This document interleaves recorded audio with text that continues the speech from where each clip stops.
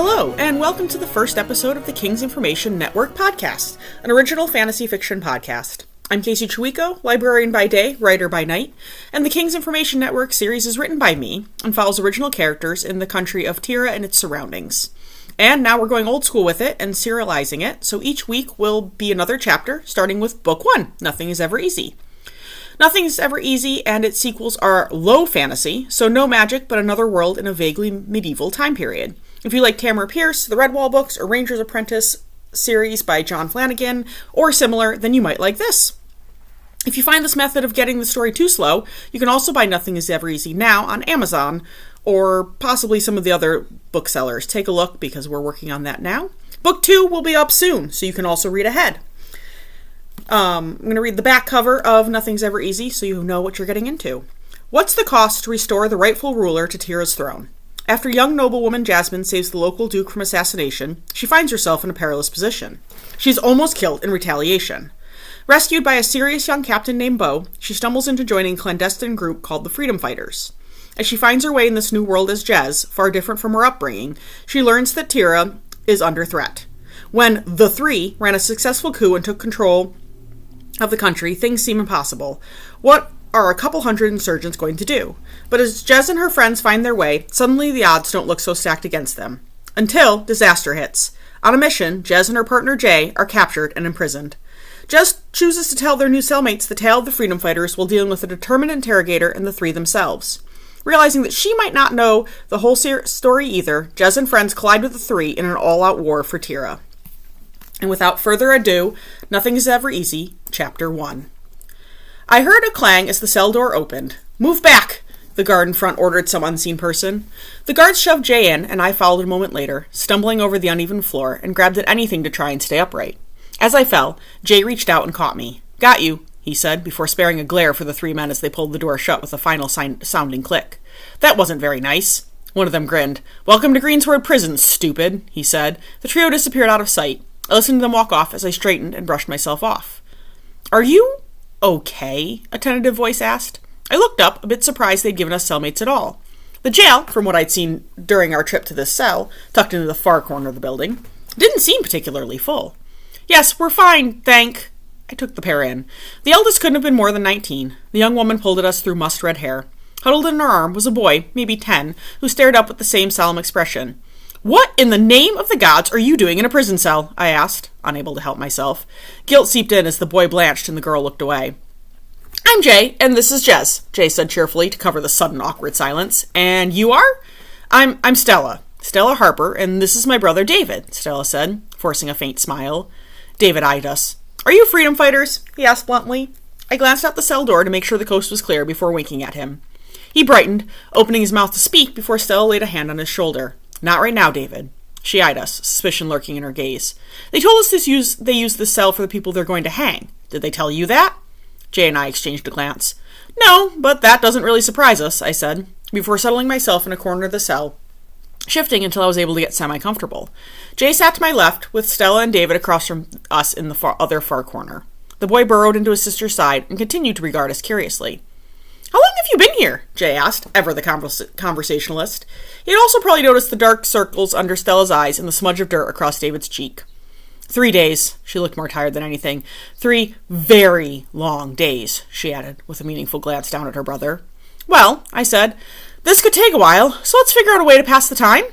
"I'd suggest a few, but I know you just shut me down," Jay said, smirking. "Do you have an idea?" "Have you had lots of adventures?" David asked. "Yes, lots," Jay said, and suddenly I had an idea. "Why don't I tell you a story?" David pondered that for a minute. "What about?" "Battles, heroes, villains, lots of adventure," I said with a smile. "Standard stuff." "Okay," David declared. "You can tell it, but it better be good." "David," Stella said, "Jez is being very nice by offering. You could be a little nice in return." He turned, favoring me with a charming grin. "Please, would you tell the story?" "Since you asked so nicely, it begins just over 2 years ago with the assassination of 5 of the most powerful dukes." His eyes narrowed. "That's not what happened. Only 4 of the dukes died. I'm old enough to remember that." I grinned. "That's because there was a young woman named Jasmine. Jasmine was the youngest child of Earl Denham and Countess Alicia Lockholm, minor nobles from a small holding north of Tira's capital. She had 4 older brothers who loved to spoil her, but her parents were careful to make sure she was educated properly as a young noblewoman. At 17, a year before her education would be complete, she was sent by her father to live in the household of Duke Elladan. Elladan's lands bordered Lockholm and were much larger. Her parents thought the experience might do her some good. Jasmine herself didn't mind.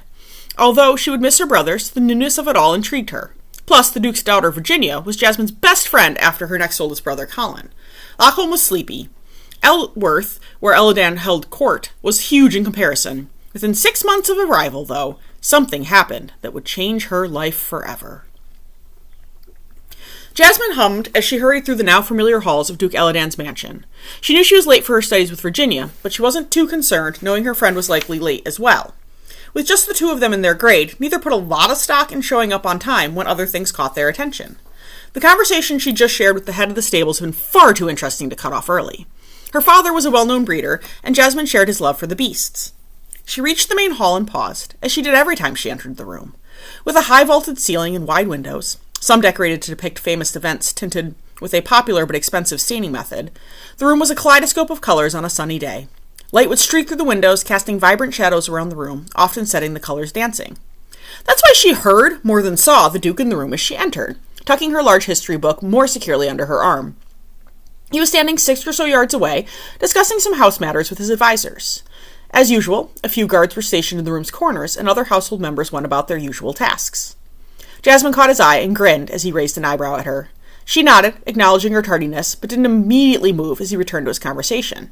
Instead, she enjoyed the brightness of the room, pushing away the desire to be outside, riding, or just enjoying the wonderful day. She had to finish school, and then have a serious conversation with her parents about what came next. Taking a deep breath, she started forward, and only then noticed the man standing in the nearest corner of the busy room. He stared at Elladan with a look of intense concentration. Something about it set her on edge, raising the hairs on the back of her neck. She paused again. Her hesitation only lasted until she realized the man in the corner had pulled a knife and was bringing it up to aim at the Duke. Jasmine's breath caught, a combination of anger and panic coursing through her. Indecision gripped her before instinct kicked in. "Sir!" she yelled as she threw the heavy textbook as hard as she could at the knife wielder. Elladan's people spun as the book struck the assassin in the side. The assassin still threw the knife, but it went wide, clattering harmlessly off the wall. Elladan's advisors quickly got between him and the assassin, even as the soldiers on duty swarmed the man, subduing him in less than a minute and dragging him off.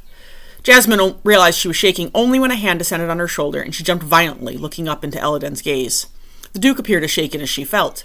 "Thank you," he said softly, as one of his men offered her book back. You're welcome, sir." She paused and then, "I don't understand. Why would someone try to kill you?" "I don't know," Elladan said, "but I mean to find out." His gaze went to the door through which they dragged the assassin. Before she could speak, he held up a hand to forestall her. "I'm afraid the answer is no, Jasmine. This is not the sort of thing your father would appreciate me exposing you to," he added. "Off to class with you, please." He squeezed her shoulder and then vanished out the door, leaving a very shaken Jasmine alone, clutching her book. Elladan and his top advisors closeted themselves in with the assassin for almost 2 full days, taking breaks only to sleep a few hours here and there.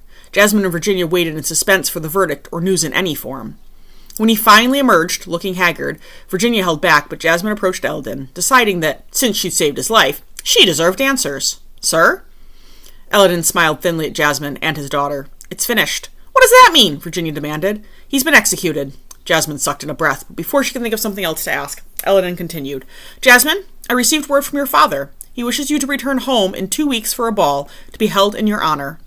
"May I go?" Jasmine asked. Something dangerous was obviously going on, so as much as she wanted to see her family, she would respect Elladan's decision either way. He pursed his lips before nodding. "Yes." Despite obvious trepidation, Elladan eventually gave in to his daughter's insistence that she accompany her best friend for the occasion. The Duke spent the better part of the remaining 2 weeks impressing upon the girls the potential severity of the situation, but in a vague way that left Jasmine more frustrated than anything. She'd ferreted out that Elladan and the others had gotten no real details from the assassin, and they had no idea why. All anyone knew was that 4 of the other powerful dukes had been killed at approximately the same time as the attempt on Elladan. The only large dukedom spared an attempt was Northwind, for reasons unknown. At least that meant Colin was safe. Jasmine spent most of the same 2 weeks feeling as if she was being watched. As much as she wanted the reassurance of her family surrounding her, Elladan's warning echoed in her ears and made her sleep less than restful, as she imagined all the things that could happen. Virginia, however, had no such problem, and gaily discussed dresses and how much fun it would be to visit the Lockholms. Jasmine bore it patiently, working hard to try and let it distract her. Eladan explained to both girls that they would have a hand-picked escort for the entire trip. As anxious as Jasmine was to see her family, she wondered why, if the Duke was so worried, he was letting them go. When she voiced this thought the morning they departed, Eladan smiled. "You know your father is more than just one of my neighbors, Jasmine. He's also an old and trusted friend to both myself and King Patrick. Do not underestimate your father." He paused and looked off in the distance towards Lockholm. "I do not doubt that Lockholm is one of the safest places for you right now." His smile was forced. "You'll be fine. If you do still want to come back, I'll see you in about a week. If you change your mind and want to stay in Lockholm, I totally understand." He said this multiple times over the past few days, and she knew he meant it. Jasmine also knew that she should feel more fear as she mounted, but despite the attempted assassination and her own unsettled brain, Tyr had been at peace for generations, and with no clear threat, it had to just be a momentary weird blip in that peace. There would be new dukes or duchesses, and the world would go on. All that changed when, halfway to Lockholm, the ground underneath the lead soldiers erupted in a shower of dirt and fire. Jasmine knew instinctively what they were, although she'd only ever seen a demonstration. Balsic contact mines. As soon as the first mines detonated, the rest began to ignite in a horrid chain reaction, racing towards Jasmine and Virginia, who were ensconced in the middle of the group. Jasmine's horse reared, shrieking with panic. She tugged it around. The mare unwillingly turned, taking Jasmine critical feet closer to the edge of the road, and thereby the edge of the minefield. When the explosion reached her, the horse reared again, and Jasmine instinctively threw herself from its back. A round of secondary blasts sounded in her ear, and she felt pain sear through her side. As she fell over the side of the ravine edging the road, she hit hard and tumbled down the embankment, losing consciousness halfway down. Later, she found out that her father had sent a group of soldiers to meet their party. They arrived perhaps an hour after the explosion. After a cursory search of the area, Virginia was discovered still alive. Distracted by the Duke's daughter, they never looked down the slope to discover Jasmine. A short time after they had packed up and left, a mixed group of men and women, with no uniforms or anything to identify them, arrived. Their leader, a young man with blue eyes and a worried frown, was the only one to accurately read the entire massacre and find Jasmine. While her pulse was weak, she was still alive. Working quickly, the group got the young woman out of the ravine, and they vanished into the woods. Jackson McRose craned his head back to take in as much of the castle of Oakbridge as he could from horseback as dusk closed in. Home. "Sir?" one of the soldiers asked. "Keep moving," Jackson replied, tearing his gaze away from the looming stone structure and waving his men following him in through the gates. He still found it hard to believe that this was his home, even though it had been for somewhere around 18 months. He had not wanted this, did not, even now, really want it, but life tended to lead him in odd directions. In a lot of ways, he thought time had passed quickly, but then he remembered what awaited him inside the castle and sighed. The three siblings who now ruled Tyr were an odd bunch, strangely dysfunctional when it came to any personal matters, but shockingly apt at ruling the country. Jackson shook his head, swinging off his horse and passing the reins to one of the stable hands. He let out a breath, glad to be home from a fresh 2-week stint in the more northern reaches of the country, searching for the freedom fighters' hideouts. He was fairly certain there were at least 2 locations, and maybe more, but had no real proof. Running a hand through his hair, he turned back to his weary command. "You're all dismissed. After you get settled, see the sergeant-at-arms who will give you assignments while you're at the castle." A chorus of "Yes, sir," or "Yes, lieutenant," answered, and the group of 30 people dispersed out of the courtyard. As part of his sweep, he'd worked his way down south to Greensward, Tyr's second-largest city after Oakbridge, to meet with Colonel Reese earlier that day. Reese was in charge of both the prison house there as well as the large garrison. The colonel reported that he'd captured 2 rebels creating havoc in the town. Jackson hadn't been told the specifics, but he had a decent idea from using his own 2 eyes. He carried a letter from Reese to General Vladimir Oplan, reporting on everything that had happened in the city. Jackson glanced down at his filthy uniform and grimaced. If he hurried, he would have time to take a quick bath before reporting to Oplan and his younger brother. "Lieutenant McRoos!" he cringed, turning to face old Bert, the most annoying of the siblings' many lackeys. "Yes?" "General Oplan said he wanted to see you as soon as you got back," the man said, giving Jackson the evil eye, almost as if he knew the young lieutenant was debating something else. Jackson bit back a sigh. "I'm heading that way. Tell the general I'll be up as soon as I wash my face." He said right now. "Yes, I heard you, but I happen to smell, and I doubt the general would appreciate much if he had to be in the same room with me. Tell him I will be there as soon as I clean up," he said again, more firmly this time. Bert eyed him before nodding. "Very well, your neck," he said primly, and stalked off, yelling irritably at Jackson's men as he did. Uniformly, the soldiers had little respect for the paper pushers of the castle. They made faces at his receding back. Jackson had to smile at that before he hurried off to get cleaned up, and then have a chat with his boss and former guardian. End of chapter 1.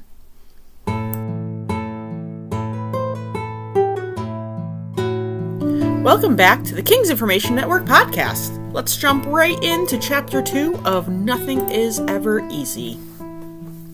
Wait, Jasmine Lockholm died, David said, scowling at me. I held up my hands in defense. Can you be patient? No, he said. At Stella's look, he hunched his shoulders slightly, but stubbornly kept his eyes on me. Well, you're going to have to try. Stories don't always give away their secrets at the very beginning, do they? Which gave me pause. At some point we would start getting to the secrets, and it would be a risk. But so far there was no sign of the guards since they had thrown us in. No real sounds from the rest of the jail at all. I could easily stop talking whenever we heard people coming. And it would pass the time, of which we now had an abundance. I guess not, he said, wrinkling his nose. Am I allowed to continue now? The boy thought about this. No. How did the mines explode? You never heard of Balsic Stone? He shook his head. That's no real surprise, depending on where you grew up. It's a type of stone mostly mined in the area that used to be Eladin's dukedom. It requires a very special way of mining it, because if it comes near fire, it will explode spectacularly. The bombs used in that attack were pressure-sensitive, formed so that when pressure is applied, I illustrated the point with my hands pressing down between them, it knocks two lighting stones together and causes the mined rocks to explode. It's not a perfect weapon, but it works more often than not. We tend to use the kind you can set, which has a lit fuse that is outside the casing of the bomb and has to burn for a certain amount of time before it goes off. I paused. Does that make sense? Yes. Were there a lot of them? The mines. They were thorough. They obviously knew how many people would be escorting Virginia and Jasmine. They covered a wide swath of land strategically with the mines. The boy absorbed that. They really wanted Jasmine dead. I snorted. Yes, they did.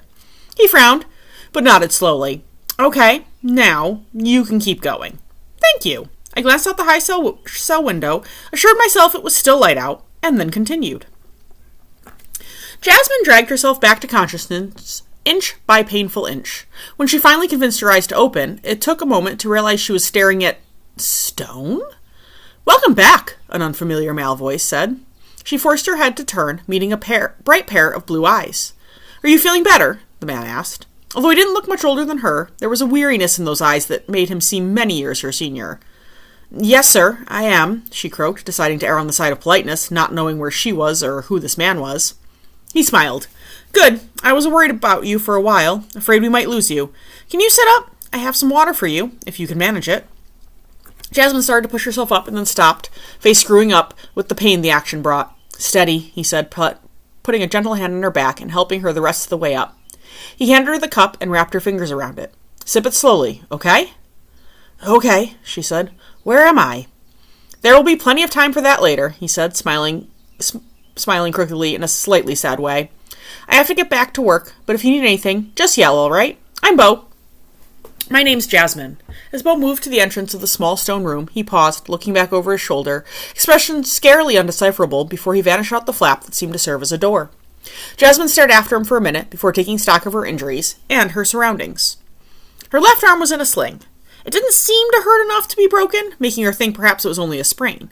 She had vague memories of landing on it, somewhere in the jumble of fire and screams.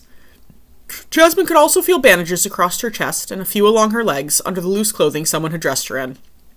Her head was swathed in bandages. She cautiously reached up, biting her lip as she realized that all that was left of her hair was some patchy bits around the bandages. She dragged over the jug of water that Bo had left and peered critically into it. Jasmine stared at the shimmering stranger who blinked back out of the water. Various small cuts on her face had already started to scab over, and the bandages reached to her ear on her left side, giving her a distinctly lopsided look. Swallowing hard, she reminded herself that she was alive after a very serious attempt to kill her. That was what mattered, not the injuries. She hadn't died, but so many had. And Virginia, God's breath, was her friend okay? She had to remember to ask. She tried to take a deep breath, but that hurt too much. So she settled for working to steady her breathing instead. To that end, she focused her attention to the small room. She appeared to be in some sort of cave or offshoot of one. The walls, ceiling, and floor were rough, and she suspected they were natural. The entrance was covered by a hung cloth, and she could hear the sounds of people somewhere beyond, but it was fairly quiet. She lay on a well-padded mattress, and other than that, the jug of water and the cup, the room was empty. She shook herself and carefully lay back down, too exhausted to even think about moving. Even the act of sitting for perhaps 5 minutes had severely worn her out. Without meaning to, having a lot she wanted to think about, she drifted off. The next time she woke, Bo had returned, sitting cross-legged by the door curtain. He had a stack of mismatched papers on his lap that he was slowly working his way through. She watched him silently for a moment. At the same time, she used the silence to analyze how her body felt. She wasn't sure how long she'd slept, but Jasmine was happy to discover she didn't feel quite so worn. Finally, she went to push to a sitting position, making it all the way this time without help, much to her relief. The movement attracted Beau's attention. He smiled, a small, curious expression that made him look years younger. "Good afternoon. How are you feeling?" "Better," she said, reaching over to help herself to a glass of water. "Where am I?" she asked again, hoping for an answer this time. "It's called Cavern Hall by those of us who live here. It has no name on any maps. We're in the hills not far from Elworth." "And when can I go home?" she asked softly. "Someone can take you once you're healthy enough, if you want." She frowned, bristling a little. "If I want?" He just raised his eyebrows, and she had the sense of being tested. There was a wrong answer here. She paused, assessing. "You don't mean it like I think. Like I wouldn't want to go home because I don't love my family. That's exactly why I shouldn't go home, isn't it? Because I do love them and want them safe." Beau smiled a little. "Yes, considering they murdered all those guards and tried to murder you and Lady Virginia, it seems like they'll kill anyone who gets in their way." "Which was me, when I saved the Duke," she said softly. He nodded somberly. "And to try and kill me, they killed all of those men and women." Then the other part filtered in. "Tried? Virginia's okay?" "She's alive, recuperating at your parents' house. I don't know any details. You had been knocked into the ravine, so it appears that your father's people only found her, and not you." Jasmine pressed her lips together. "So what do I do then, if I can't go home?" "You're welcome to stay here, as long as you'd like. Circumstances similar to yours was how many of our people came to find us." "And who are you?" She wasn't sure if she was asking him specifically or our people. "We've taken to calling ourselves the Freedom Fighters recently, for lack of better name." "Freedom from what?" she asked, frowning. "Because if it's the High Castles..." He snorted. No, the opposite. We'll get into the details later, especially once you've had some time to settle in and decide if you want to stay. But functionally, we're talking about the Assassin's associates and bosses." Jasmine absorbed that, trying to keep her brain going, even though she was starting to fade. "That's why you gave me that look last time, because even here, it'd be dangerous for anyone to know I'm alive." She thought she spotted approval in his gaze at that. "It's true. Only Mick and I know for sure who you are. Look at it this way. For all intents and purposes, the person you were is dead and gone. You probably won't even look entirely the same once you're fully recovered." I can't just not be Jasmine, though." He pursed his lips, looking thoughtful. "I think what you need to do is decide who you want to be going forward. I know how nobility and Tira are raised depends greatly on the parents, so I don't know where your skills or abilities fall, but you might need to learn quite a few new things here. While everyone pitches in, most of us have found a couple things we specialize in on the day-to-day. Either way, I think you'll agree with me that Jasmine is not a safe name to use, but what name you do choose is entirely up to you." "But I don't know who I am outside of my family, I guess. I'm a Lockholm. I've never been further than Elworth." "You're smart, and I think you'll adapt. I don't expect you to change who you are inside," he said, reaching forward and gently tapping her chest above the heart. "Think about it. You'll be down for a bit yet. You've got time." With that, Beau stood and brushed off his pants. "Get some rest. We'll speak again soon." Then he was gone. She made a concentrated effort to not think of herself as Jasmine the following few days. As predicted, she remained too weak to walk, so she had a lot of time to think, but no names immediately came to her. She had been Jasmine, daughter of Denham and Alicia, sister to Kent, Jordan, Jonathan, and Colin, for 18 years. Although she understood the point Beau had made, and agreed with him, it wasn't easy to shed the person she'd always been, even if just in name. She knew half the reason she was staying was to keep her family safe. She itched to write Colin a letter. She missed him more than any of the others, but that too was impossible. She had no choice but to make a complete break from the past.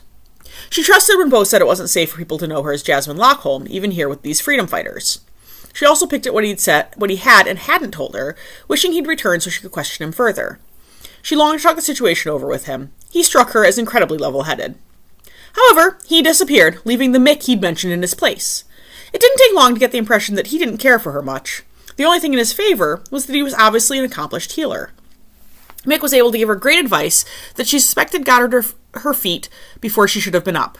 When she attempted to question him more about the freedom fighters, who the leader was, how many there were, how they existed, he would talk back to her healing. The day before she was set to get out of the room, she drew a "you'll see" out of him, which felt like quite the accomplishment. Her legs had taken the least beating in her attempted murder, so she'd already been up in the small room a few times. It was stamina and steadiness she'd been lacking. But when she woke up the next morning, she'd managed to adjust to the time despite no sun, thanks to Mick. She immediately got herself up. She peeked out the curtain, not bothering to wait since her legs felt strong enough. He'd probably be happier not having to deal with her anyway. All she saw outside her room was more stone, but definite passages, wide enough for 2 people. She edged out, heading towards the voices she could hear to her right. She spotted Bo and Mick first, heading her way. Bo waved, and they met her halfway. "Feeling better?" he asked. "Much, thanks. Figure out who you're going to be yet?" She sighed. "Not yet. I'm having a hard time deciding where to start." "Don't worry about it. I have no doubt it will come to you in time." "She'll still need a name to use around camp," Mick grunted as he joined them. She looked between them and then abruptly understood, wondering why it hadn't occurred to her before. "You're the leader," she said to Bo. He offered her a nod. "Captain, technically, I suppose," he said. "I apologize for not introducing myself as such before this, but I figured you had enough to deal with without trying to be overly correct." "Thank you," she said automatically, and then wondered if she should have added a sir. She became aware of Mick's close scrutiny. "Yes?" "We need something to call you in the meantime." She frowned. "I'd rather be nameless than pick something that doesn't work or have to change it after a week or 2. I'll figure it out in my own time." She thought she saw something dart across Bo's face, maybe fresh approval, but it was gone too quickly to be certain. "Very well, miss," he said, smiling. "Let me know when you've decided. For now, I'm afraid I have work to do. Kitchen is that way. Feel free to explore at your leisure. If you'll excuse me," he said with another small head bow. "Of course," she said politely. He turned, moving away. Mick stared at her for another few heartbeats before hurrying after him, talking quietly as soon as he'd caught up. She watched them go until they vanished from sight. The conversation had taken a lot out of her, and she needed the break before she could continue. The pair had disappeared out of sight by the time she was ready to move again, pushing off the wall. She saw no other ready options, including no people in sight, so she followed them. Her steps started out small and hesitant as she tested her strength, but her legs held, besides a brief moment when her right threatened to give out. She kept a hand on the stone wall. Noise definitely traveled strangely, because she would have sworn she should be to the voices by then. Another quick turn, and she found herself in a large space. If this was all natural, Bo had found something truly amazing. Off to her right, a sturdy table held a small group, studying papers spread out among them. They were discussing something in low voices and never even glanced up at her entrance. In the main center area, a group of around 20 men and women were practicing with wooden swords. "Cross left! Parry! Now block low!" an older man bellowed, walking amongst them, correcting postures here and there. As the daughter of a master swordsman, she immediately knew what he was, which only notched up her estimation of these freedom fighters. She had no idea where they might have found someone like him, but it certainly lent them some serious credibility. "Like it?" a new voice asked from behind her. She jumped, adrenaline pumping. Yes, she managed as she turned, shooting out a hand to stabilize herself on the wall. The man there raised an eyebrow. "Are you asking me if I like it?" "What?" She regained some of her poise. "No, I mean, yes, of course I like it," she said. "Whoever found these caves and figured out how to best use them is a genius. You can tell Captain Bo that if you like. He came first, along with Mick and a couple others." The young man leaned in conspiratorially. "But he's not one to gloat over his accomplishments, you know, which is silly. We're supposed to be egotistical." "We, as in the freedom fighters, or men in general?" she asked, unable to help a flash of amusement. Now he grinned, running a hand through his brown hair, causing it to stand up in all directions. "Both work. So, you're the woman we saved from the ravine, right? Getting out was fun, even though there were all the dead bodies. We don't leave Cavern Hall often." This was all said quite cheerfully and fast. She stared at him, not sure whether to be amused at that jumble of thoughts or slightly horrified. "Yes," she finally said cautiously. "Well, thanks, beautiful," he said, sketching a slight bow. For a moment, she wondered if he knew who she was, but pushed that thought aside. It was doubtful that Bo would have told anyone after specifically making the point that only he and Mick knew. "You're welcome?" He waggled his eyebrows. "I'd love to chat all morning, but I'm afraid that spud duty calls. I'm sure we'll see lots more of each other. Enjoy your afternoon!" With that, he snatched up her hand, planted a gallant kiss on the back of it, then bounded off deeper into the cave. "Wait!" she called, taking a step after him. He spun in a full circle and stopped to face her. "Yes?" he asked. "What's your name?" "What's yours?" "I don't know," she admitted, feeling her cheeks redden. He winked and then disappeared behind a partition. As she stood, uncertain what to do next, or even how to take the rather odd conversation, his head reappeared. "Once you know, tell me, and I'll return the favor. Deal?" "Deal," she said, unable to stop a smile in return. "Perfect," he tossed her a salute. "Be good," he said, then disappeared behind the wall. She could hear him singing as he skipped off. She listened until he faded away, before looking around again. No one seemed to mind her presence any more than he had, so she picked a random direction and walked further into the maze of rooms and corridors. Jakium took a deep breath as he paused outside Vladimir Oplin's office. He checked again to make sure his fresh uniform hung correctly, then knocked. "Come in." The lieutenant pushed open the door and stepped inside, offering Vladimir a tired salute. "Hello, sir." "Ah, Jakium, I heard you and your men return. Please, at ease, have a seat." "Yes, sir." "Thank you for coming so quickly after your arrival. I apologize for Bert." "I can handle Bert," Jakium said, sliding the letter from Colonel Reese across the desk. "Colonel Reese sends his regards and some news. He captured 2 rebels attempting to destroy the fort there. He suspects they're freedom fighters." Vladimir's eyes narrowed. "Does he?" he asked, fingering the letter briefly before returning his attention to Jakium. "And your scouting mission?" "A dismal failure, sir, if I may be so blunt. I couldn't find hide nor hair of their operations anywhere." He pursed his lips. "And, sir?" Jakium asked, fairly certain he'd done a good job of hiding his skepticism. "I think I know you well enough by now to know when you have something else you'd like to say. I'm inviting you to say it." Jakium blew out a breath.